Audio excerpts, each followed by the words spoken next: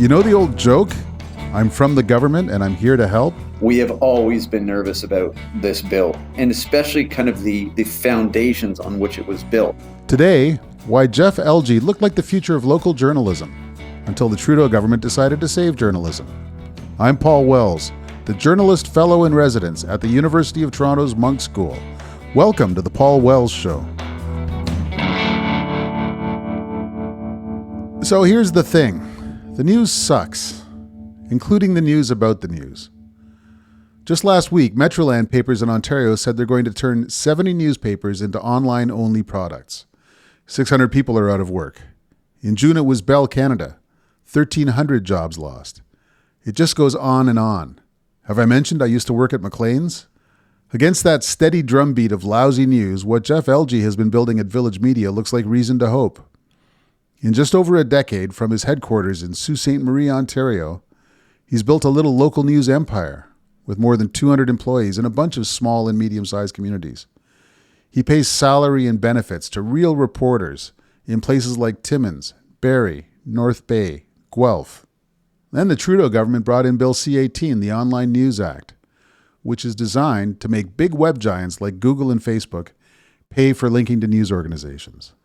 The Liberals said big companies are making record profits while local journalism suffers. It's time to fix that. Well, guess how that worked out. Facebook has stopped carrying links to any news at all. Google is threatening to do the same. Village Media has lost so much business, it's put its growth plans on hold. If Google follows through on its threat, Village Media could be out of business. One thing that's amazing to me is that Justin Trudeau has had a bunch of heritage ministers, and not a one of them has ever talked about any of this with Jeff Elgie. The other thing that's amazing to me is that Jeff Elgie has actually managed to stay calm enough to talk about any of this, usually. He's been figuring out how to survive for years. He's what small business in Canada looks like. He just wishes the government wasn't quite so eager to help, or quite so lousy at it.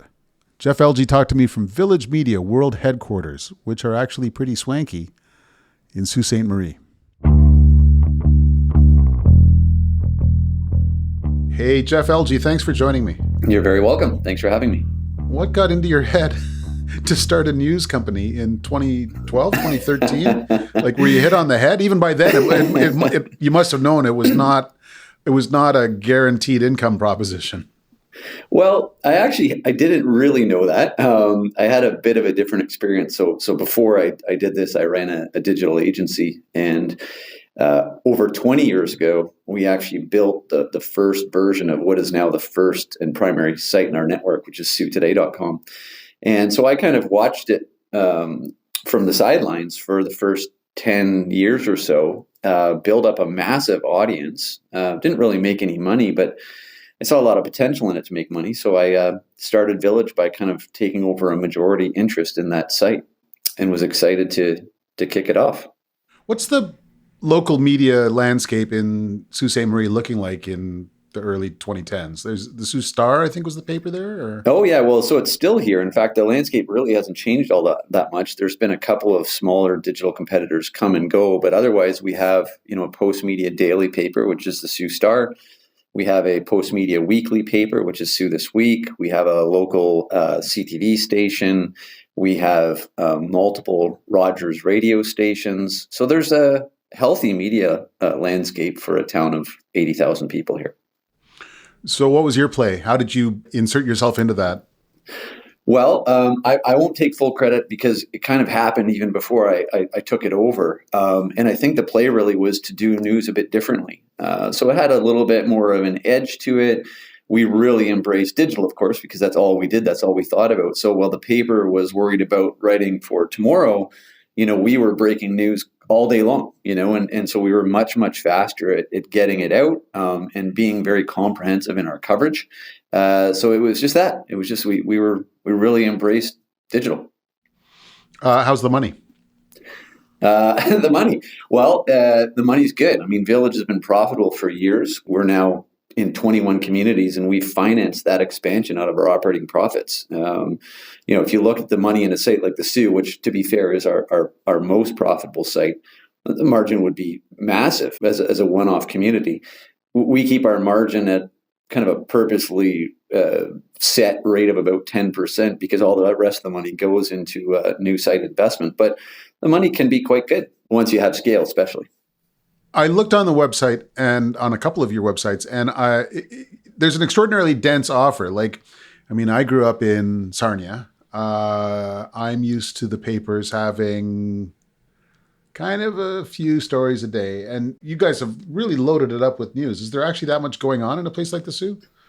Well, there's tons going on, but I would say kind of our approach is broad-based coverage, right? So on our sites, you'll see a lot of original reporting. And typically in our communities, we have the largest newsrooms in the communities now, but you'll also see a lot of service journalism work. So for example, if it's February and there's a blizzard outside and the school board sends us a note at 5 a.m. saying the buses are canceled today, we'll have that up on our site in half an hour or less. So you'll see a wide range of information, and some of it's not kind of the big J, journalism that people celebrate often, but to us, we're providing a broad-based community service of information and news. You'll also find things like obituaries, which are really popular on our sites. You'll find weather. You'll find a little bit of things like webcams or horoscopes or crosswords even. So it's really, I would say, I always laugh, it's not rocket science. It's kind of that old bundle that a daily newspaper used to have, right? A whole bunch of information. Yeah, it's funny. I often think about that as the stuff that has been first to go as newspapers fall on hard times, but that used to be the first stuff that people used to look for. My parents moved out of our longtime home several years ago, and I was looking through the stuff that my mom had kept, and part of it was all of the scores for every category in the annual music festival, right? Because I was trying to play the piano, and she wasn't just keeping track of like what marks I got, but what marks all of my friends got in their various events. And this was like the thing that she was going to be checking out that day in the newspaper, And of course, in the 90s, they stopped doing that. And, with results that we've seen. Absolutely. Yeah, no, and I think it's especially in, relatively small communities, we're typically in communities under 150,000 people. People love to know what's going on. So how many journalists do you now employ, and in how many markets? So we're about 150 total staff, and 90 would be in the kind of news teams. And we're in 21 communities, and we have a couple of business specialty publications as well. Okay. And recently you've also been publishing The Trillium, which is a Queen's Park, it's the local newspaper for Queen's Park, as it were. You got it. Yeah, it's a bit, it's a bit of broad-based coverage on Ontario politics as well as some insider information. And I believe we are measurably the largest press bureau inside of Queen's Park now. Now, the reason I asked you and kind of drew you out on all this was to emphasize to me an interesting point as we get into the C-18 debate, which is you are the growth in local reporting in Ontario over the last decade. Everyone else is fleeing and collapsing, and you're moving in another direction. We certainly have been. I mean, we started with 6 people 10 years ago, right? And now we're 150. And we started with, I think, 2 or 3 journalists in those days, and now that's 90. So that's all we've done is grow constantly for 10 years. And actually, that accelerated through the pandemic. When COVID started, we thought we were going to have to shrink, and we did the absolute opposite. We've pretty much doubled in size or more since then. But there are others like us. I mean, we might be the largest in the province at this point, probably as a digital publisher, but there's a lot of great digital publishing success stories, all across Canada. Now, before the federal government legislated on this odd sort of forced negotiation regime that is C-18, did you have a sense, did you have an emotional response to the presence of Facebook and Google in the Canadian advertising market? Well, that's a loaded question. So, we, as I say, have been brought up with the platforms, right? So we don't have this view of the way things used to be before Google and Facebook. We've built a business on the backs, in some sense, of Google and Facebook, in the sense of we've used them. Sometimes I say jokingly, we've abused them to make their audience ours. So when we launch new sites, we use Facebook to seek out audience and help build the habits with them, and Google no differently. So certainly we've learned how to use them for good in that sense. They've been excellent partners of ours. They've done a whole bunch of things for the industry too, whether it's providing tech or workshops or in some cases funding. But we also recognize that on the other side, they are aggressive, very worthy competitors in the advertising space. And so, they certainly take a lot of ad dollars out of the ecosystem, but they have great products. I mean, this is the reality, is they've done something really good. They reach a lot of people. They're very sophisticated. We've learned that there's a place for us as well. We have advantages that we can offer, especially local businesses in our communities, that Google and Facebook cannot. And so we've learned to kind of coexist with them in that environment, and that's fine. Okay. So over the course of the federal Liberals' second mandate, basically starting in 2019, they start to make noise about how it's untenable that these web giants have all the revenue and the organizations that are doing the journalism have less and less revenue. And so there's got to be some sort of mechanism for moving the money from there to here.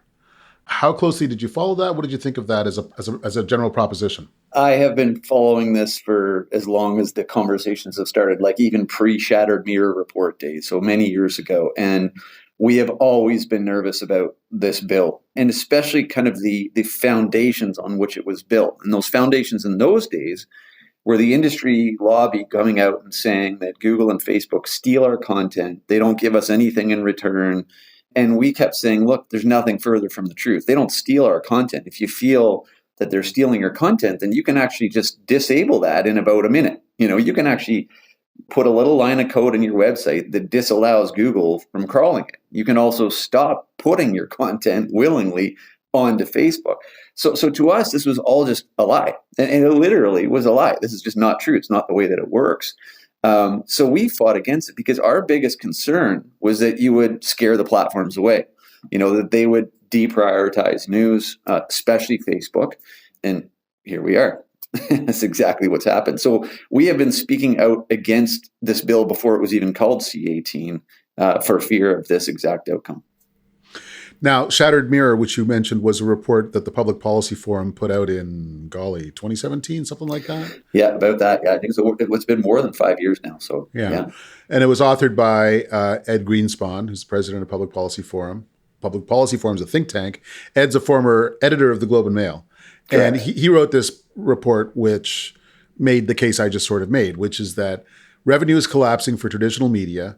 Newspapers are closing all over the place. And that's got to be fixed. And meanwhile, these web giants have been accruing just gigantic amounts of revenue. So that's a good place to go and look for the money to save Canadian journalism. Yeah, and that's true. And I think, to be clear, as much as I don't like C-18 because of the foundations of it, we're not necessarily against the notion of Google and Facebook supporting journalism in a certain way.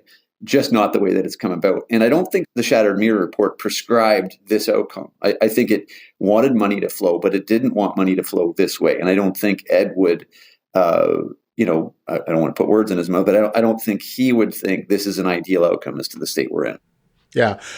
And I should make it quite clear, I'm bending over backwards to be devil's advocate for C-18. I think it's a monstrous claptrap. I wonder whether it's some kind of practical joke, but this is not supposed to be my ranty podcast. So fair enough.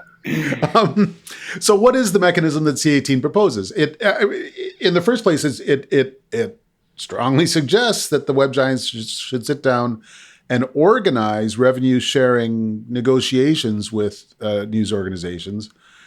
But there's a but. If that doesn't work, then feds are just going to take their money and give it to you, to the news landscape.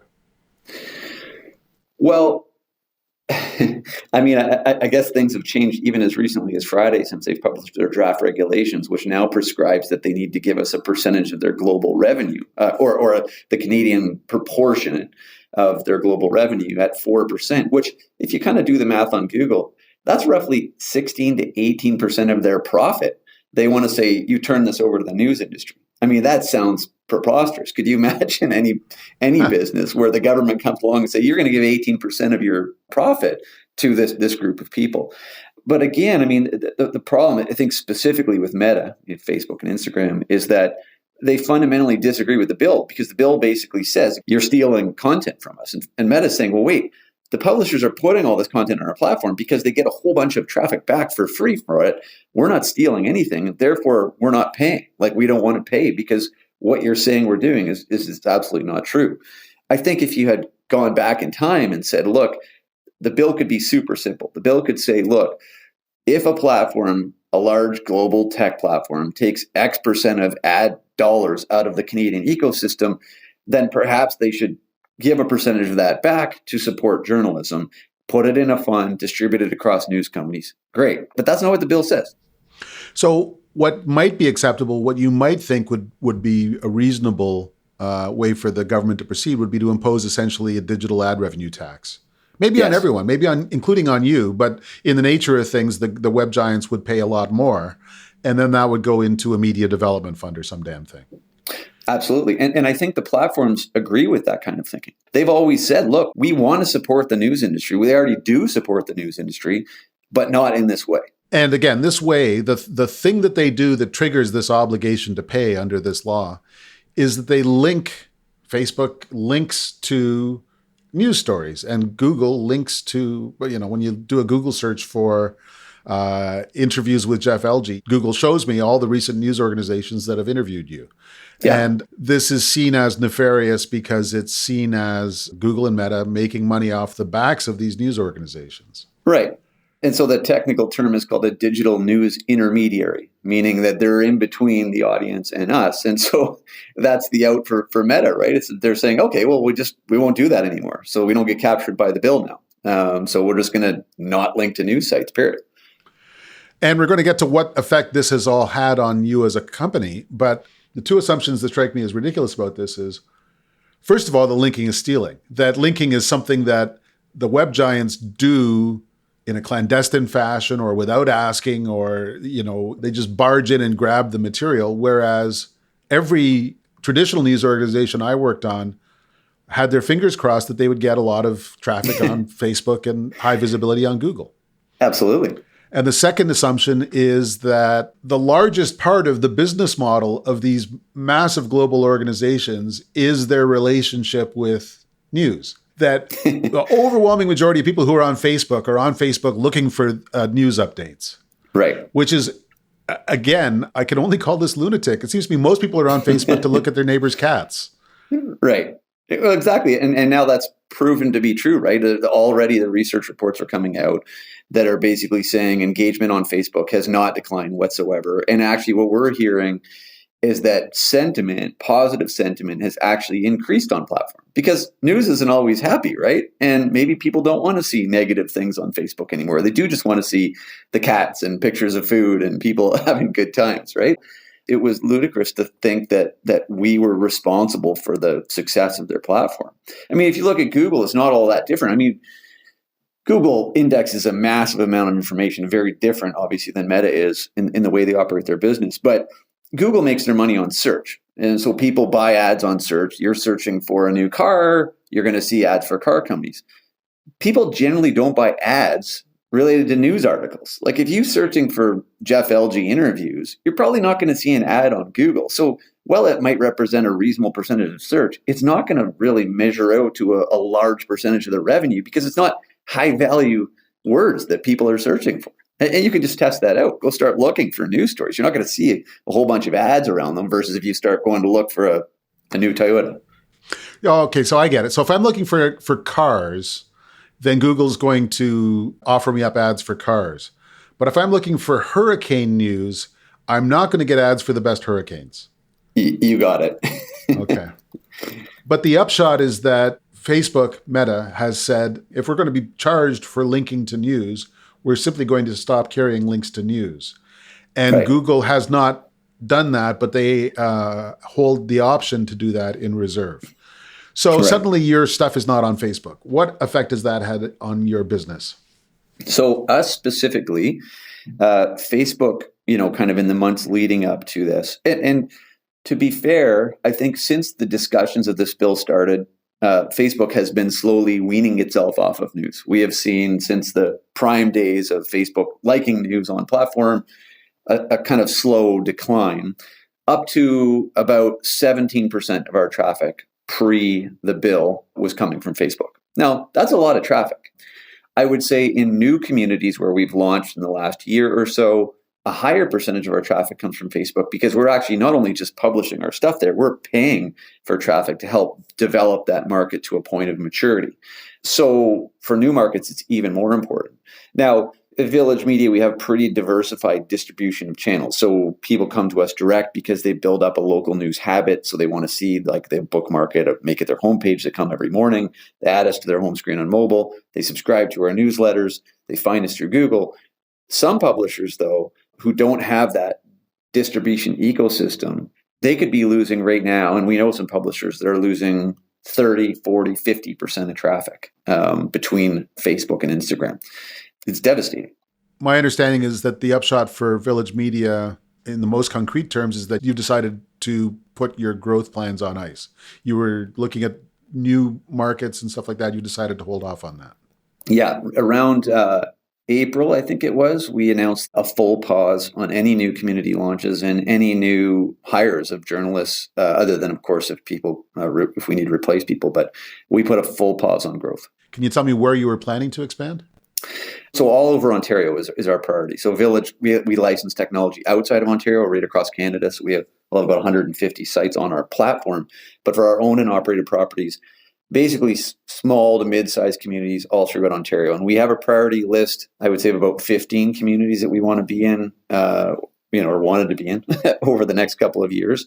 That list will change from time to time depending on what happens in the industry. For example, if a daily newspaper closes or something like that. But yeah, we 15 or 20 kind of priority markets in Ontario were on the list. Are the next 15 markets as promising as the last 15 were? I mean, are you moving into harder and harder territory? I wish I could tell you that we've perfected the prediction model. So what we've learned is that probably 80% of the time we're right, in the sense that we still have a couple markets that don't really work that well. And we think every time we learn about that, we avoid it for the next time around. So it's hard to say. We've launched some markets recently that are excellent markets. We have markets that are older than that don't perform as well. A lot of it comes down to a mix of the competitive makeup in the community, in the media sector. A lot of it comes down to our staffing. A lot of it comes down to people's news habits, and in particular, how they identify with their community. So it's hard to say. For us, those 15 or 20 markets, they look like the right kind of fit for Village. They have a certain degree of isolation, so it's not right in the GTA. They're a certain size. We expect that they would generally perform well, and a couple of times we'll get it wrong. Is most of your writing that appears on your sites freelance, or is it salary and benefits? Salary and benefits. 90 full-time journalists, and our freelance budgets would be, I'm going to guess, 5% of our spend, at maybe 10% on the upper end. This is a land that I thought had vanished. Salary and benefit for reporters, including a couple friends of mine, Michael Friscolanti, who's running Suit Today these days. He used to work with me at Maclean's. He is our editor-in-chief now. Yeah. So the lack of traffic from Facebook has put your growth plans on ice. Yep. If Google were to jump in, I mean, Google is a much more common intermediary between readers and the news than even Facebook is. So if Google were to back out, you'd be in serious trouble. Yes. How serious? Well, Facebook 17%, and kind of pre-Facebook pulling out, Google's proportion of our traffic is about 32%. So basically between the two, 50% of traffic would be lost. So in a business that is reach-based and ad-based, our revenue is highly correlated to our traffic because we're selling ad impressions, right? If we can't deliver those impressions, we can't sell them, or we have to refund them. So, I don't care what kind of business you run, but take away 50% of your realizable potential revenue overnight, and that's not a good story. Would we be bankrupt, in a month? No. We would have to make substantial changes to the business. We would have to scale back the business to survive. Okay. So they passed the law. It's not yet in force, but we're in the period when theoretically everyone's supposed to be sitting down and figuring out these revenue sharing deals. And then the effect of it is that your growth plans are on hold and your existence is at least theoretically threatened if Google were to respond the way that Meta has. And the astonishing thing is that almost everyone who looked at Bill C-18 when it was still a hypothetical said, this is what's going to happen. If they are made to pay for linking to news, they will simply stop linking to news. Is that a case that you made to the government?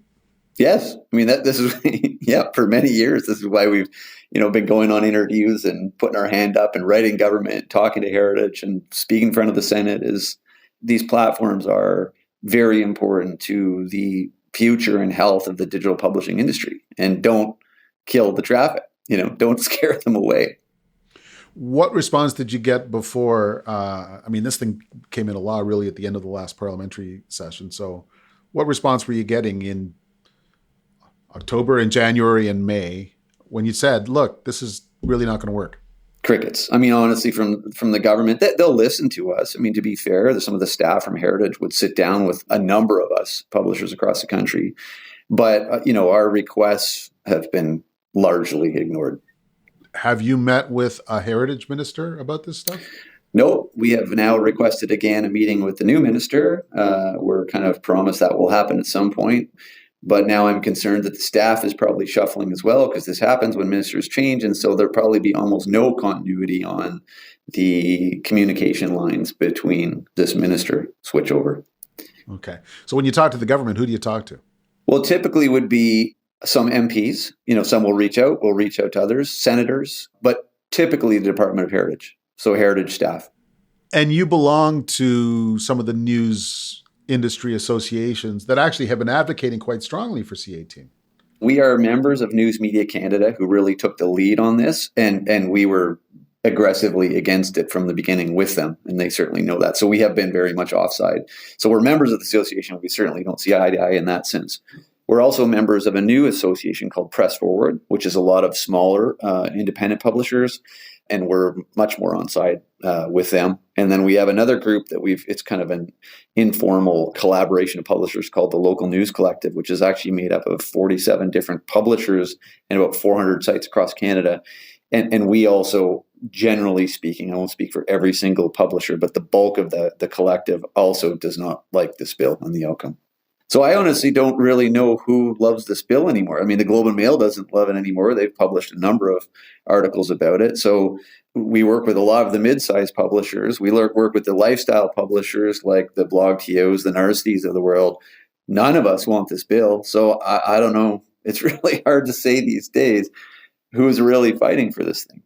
Easy generalization that might be ungenerous is that this whole thing has been backed by all the old, large, traditional news organizations whose model has been failing for years. Yes, but even some of them aren't on side with it anymore. I mean, that's the thing. And look, again, the Globe and Mail is really not on side with it now. They're not favorable towards it. Companies like Black Press, Glacier Media, these are large newspaper companies out west. They're not happy with the outcome of it. So sure, there may be a couple big ones out there, but I think the support has certainly been falling quickly. And yet the new Heritage Minister, Pascal Saint-Onge, her language is not, let's see if we can retool this. Her language is blaming the web giants for ruining Canada. Yeah, we were hopeful that things might change, but it doesn't sound like it has. It's just full speed ahead. Blame them, don't acknowledge the support they've provided the industry or the value of the traffic we get for them, and carry on with what was already happening. So what on earth is likely to happen next?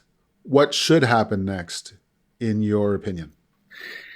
What's likely to happen? I mean, at this point, Facebook came out very quick, or Meta, sorry, came out very quickly and said they're still out. The draft regulations did not solve any of their concerns, so they're still out. And I keep saying that, in my opinion, the longer they're out, the more likely they will remain out. So that's Meta.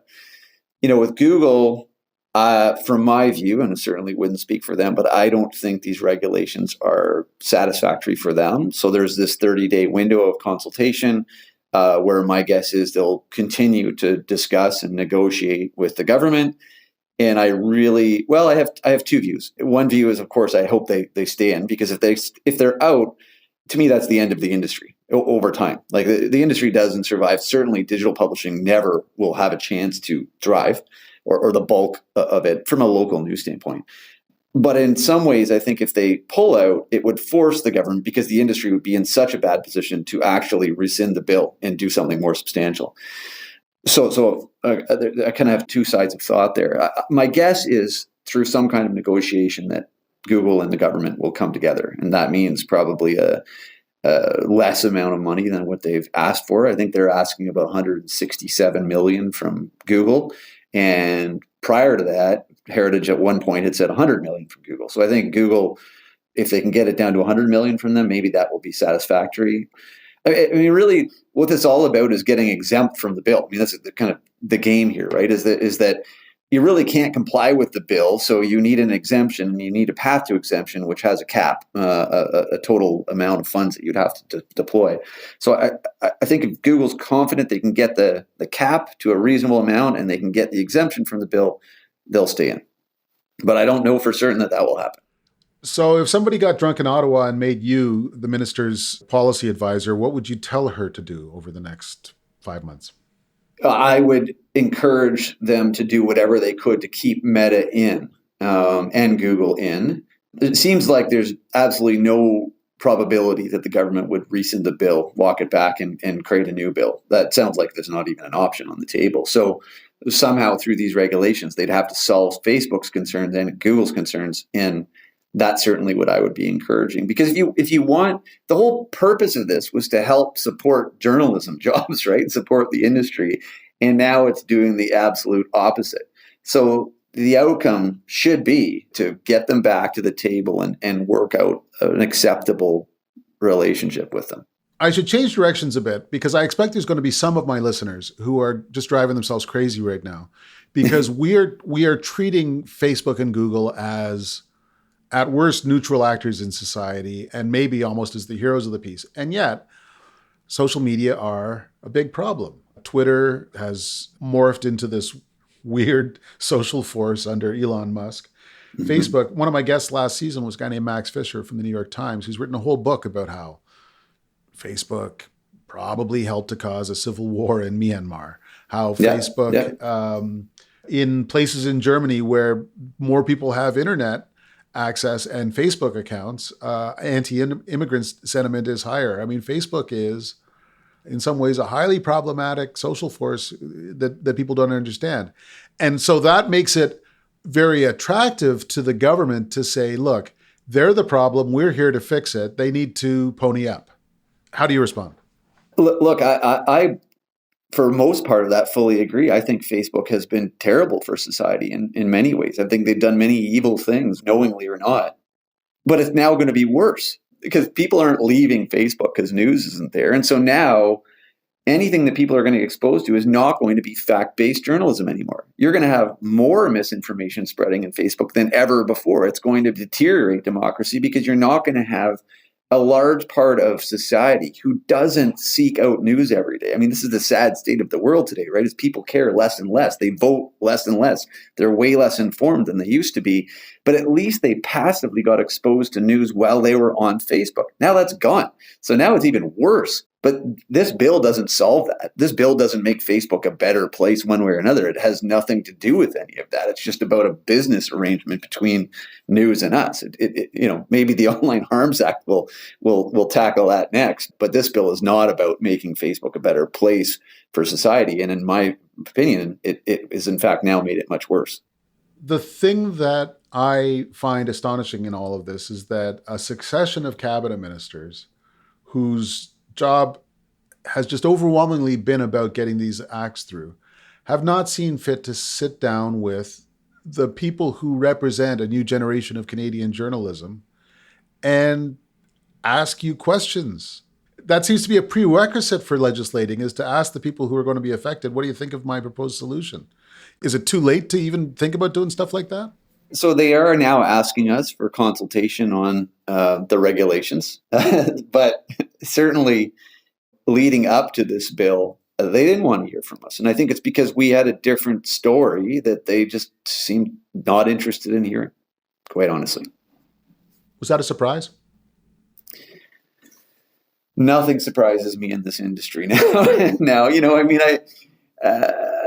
Things happen, and look, I'm from a small town, Sault Ste. Marie. I'm an entrepreneur, a business person. I love this business. Things happen in Ottawa that I don't understand, and there's people that lobby government that I don't understand. I mean, so it does not surprise me, no, that there are people that do not want stories like ours told because it goes against the narrative that they want out there. What's the best thing that happened at Village Media in the last month? I want to try and close on a bit of a happy note. The best thing that happened in the last month. You know what? We have great stuff that goes on all the time. Our staff are tremendous. The journalism is great. We give back to our community. So one of the best things that would happen, for example, is we have something called our Community Builders Awards that we have in a number of our communities where we celebrate extraordinary citizens with a whole process of nominations and judging and then giving awards and having events for these people. Anytime that we're giving back to the community, to me, is a great time for Village. We have things called random acts of kindness. In fact, today we published a story about our soup kitchens. The shelves are empty, and we have the ability to unite the community. And we have a team right now working on how do we fill those shelves? How do we work with our audience? How do we work with our local businesses to restock the soup kitchen? That's why I fell in love with this business. The ability for us to impact communities in such a positive way is we live for that. The impression I get is that is not threatened, that you plan to be able to keep doing stuff like that, shining a light on good things in these communities, but that you're not going to be able to do as much of it as you hoped because of the web giants' reaction to this law. Yeah. The sad reality, at least for some period of time, is if Meta stays out, and no matter kind of what money flows out of C-18, if it ever does, I don't see us launching new communities. We have a very, kind of finely tuned model for launching new markets. We have a 100-page playbook that talks about how we do it. We have very specific tactics, and Facebook has always been a really important one. And now that path to a market's maturity and profitability is completely disrupted. So, it's been 10 years of Village. We'll celebrate our 10-year anniversary in November at a large party we're going to host.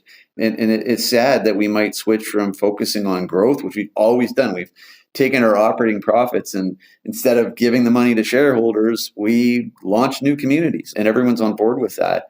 And sadly, it might be time to switch paths, switch to focus of profit and not growth.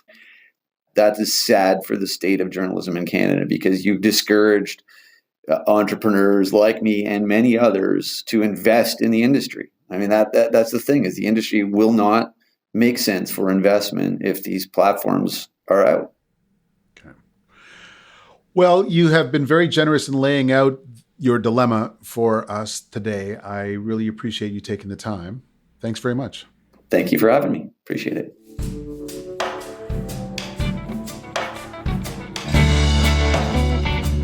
And thanks for listening to The Paul Wells Show. The Paul Wells Show is produced by Antica in partnership with the University of Toronto's Munk School of Global Affairs and Public Policy. Our producer is Kevin Sexton. Our executive producers are Laura Reguer and Stuart Cox. If you subscribe to my Substack, you can get bonus content for this show as well as access to my newsletter. If you're enjoying the show, spread the word. We'll be back next Wednesday.